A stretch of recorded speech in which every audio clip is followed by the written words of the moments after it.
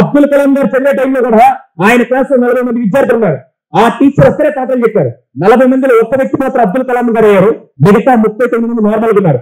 చెప్పే వాళ్ళ కంటే వినే వాళ్ళలో ఉంటుందని నేను అంటాను. ఎంతమంది ఒప్పుకుంటారు ఆ విషయం? రేపటి రోజులు మార్వాడి యూనివర్సిటీ క్లాస్ లో కూర్చొని నాకు ఇది లేదు అది లేదు కాదు, నువ్వేం చేసావు, నువ్వెలా డెవలప్ చేసావు అనేది ఇంపార్టెంట్ నేను అంటాను. అవుతారా?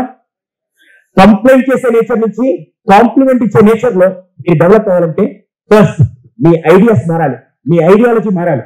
అందుకోసమే ఈ రోజు క్లాస్ పెట్టి ఇప్పటిదాకా ఆ ఇంటర్మీడియట్ లో కూర్చొని మార్కులు మార్కులు మార్కులు అని చెప్పి కేవలం మీటింగ్స్ పెట్టి జరిగారు కదా.